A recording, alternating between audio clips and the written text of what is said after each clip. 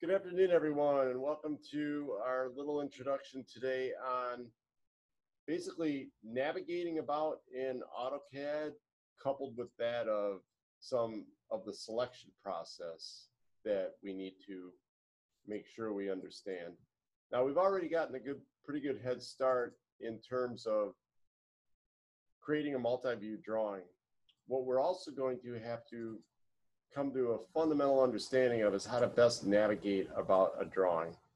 One of the best ways to do that is to show you a couple of demonstrations. So we have basically here just a brand new, I'll start it again, it's just a brand new drawing, nothing fancy here. I just went with the start basic inch template and I just started to pan around my space.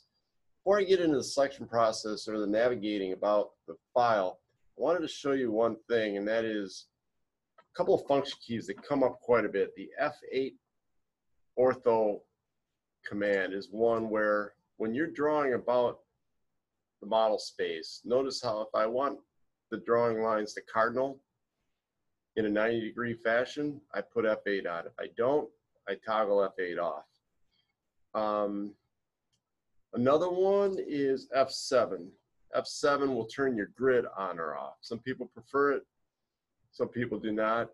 And then finally F9 will kind of like snap to the screen. It can be a little unsettling if you're working to grids and you like grids, you know, and you've set it up a certain way, maybe it works for you, but for the most part, that's a preferential thing. So a few F keys there to consider. Now, when drawing in space, and let's just draw a little, I just relined a triangle out in the middle of model space, randomly screen picking it as I went through. I want you to pick up on a couple things. One, if I wanted to select these items for sake of a property change or an erasure, all I'd have to do is I'd have to go left to right. That's called a right drag selection. And I can, as long as I can capture the whole shape, I could, by way of that, select all three. If I'm only going over a portion of them, notice it doesn't select any. It needs to encapsulate the whole item. Now, left dragging, conversely, if I just hit on any part of it, it grabs the whole item. So watch this. I can go right up the middle, just hit over the midsections of each of the three lines and select them all. So, you know, that can make a difference to you one way or the other, depending on what it is you're selecting. If I draw some circles, if I draw one circle, let's say, and I'm going to turn my snap off because it's driving me crazy. And let's just say I have an array of these guys. Rectangular, it looks kind of like so. And I need to snake through here and select certain items, like say it's a circuit board. And more about arrays later. But there's a method of selection that allows you to use what we call a lasso. And that's by going like this and holding your, by not selecting diagonal corners like we were before, by releasing the mouse button, but holding the left mouse key down and just lassoing. Well, first off, let me explode my array so it sees them all as individual circles. Now watch if I hit the erase command. And again, any command you can follow up with the selection process. But let's just say I hold my mouse, left mouse button down and I start to snake through like so.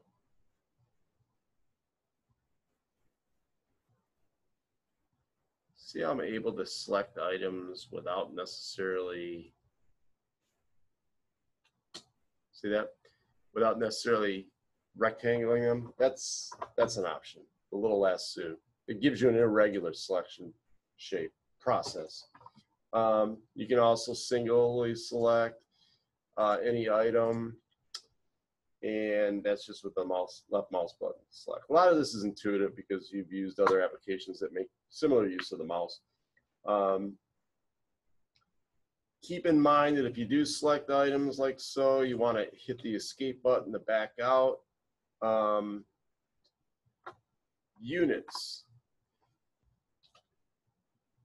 I type units and this dialog comes up, this is no different than how we were expressing dim styles the other day. You could change your precision. We're always going to run with 4-point precision past the decimal point. It's always a good idea to type the units up just to make sure that that is in fact the case. And decimal degrees are always going to be whole numbers. That was kind of random, but I just thought I'd mention that. When you zoom in and out of the drawing, use the tracking wheel on the mouse. Everybody has one. If you spin the tracking wheel away from you, the part becomes bigger. If you spin the tracking wheel with your index finger towards you, the part fades out. If I press the tracking wheel down and I drag left, right, top to bottom, it serves as a pan. All right. And the last thing I was going to show you is if you choose to, you can use the zoom command by way of the command line. Notice how there's a shortcut for zoom, comes up with Z, and I have dynamic input on, as you see here. And I can zoom to move in and out of a drawing view as well. I can also use the zoom command to show the extents of a drawing or go to a previous view. So, you know, the zoom command can work not only by way of the pointer, but also by way of the zoom command. All right. So why don't you go ahead and create an array in your own file? You can just do the center command, the circle command, just like we had before. And, you know, maybe draw a triangle, maybe draw an array, type array, select the object, hit enter. You know, you can do a polar, path, rectangular. If I do rectangular, it just defaults to a certain size, hit edit. Play around with these two, create a file. In fact, why don't you just draw some primitives? Maybe circles, triangles are already represented here. Maybe draw a rectangle. Maybe draw a polygon where you can define a number of sides. Remember this from before when we were manually drawing. You have those options by defining it as so. But let's get a file going, something similar to this. Go ahead and save it off, and you've now completed the process of navigation and selection within AutoCAD. If you have any questions, please let me know. Thank you very much, and I hope you enjoyed this lesson.